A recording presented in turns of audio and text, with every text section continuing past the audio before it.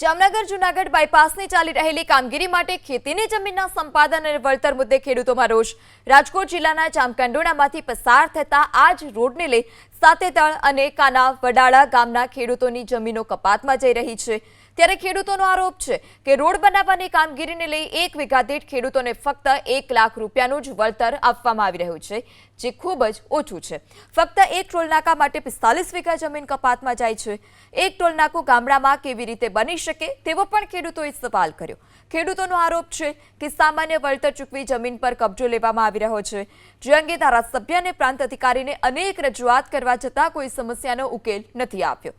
ખેડૂતોની સ્પષ્ટ માંગ છે કાં તો સરકાર જમીન સામે જમીન આપે અથવા તો પૂરતું વળતર આપે।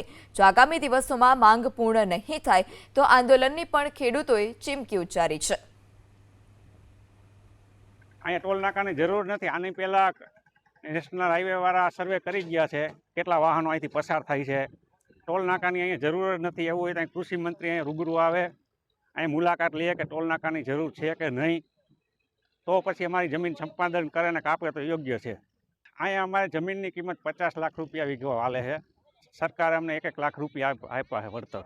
રોડનું કામ પૂરું થતું નથી અને જમીનનું સંપાદન કરી લે છે, જમીનો ખેડી નાખે છે। બહુ જબરજસ્તી પોલીસ રક્ષણ લઈ અને જમીનો લઈ લીધી અને રોડનું કામ એમને છે, કાયમ 2 અકસ્માત થાય છે રોડમાંથી, એનું કામ કરતા નથી અને જમીનનું કામ લઈ લે। જૂનાગઢ જામનગર હાઈવે રોડ નીકળે છે, એમાં અમારી જમીન 4 વીઘા કપાઈ છે ને બીજા બધાની જમીન બધાય થઈને 25 વીઘા જમીન છે ને 1.5 લાખ રૂપિયા આપે છે, તો અમારી જમીન 50 લાખની કિંમતની જમીન છે।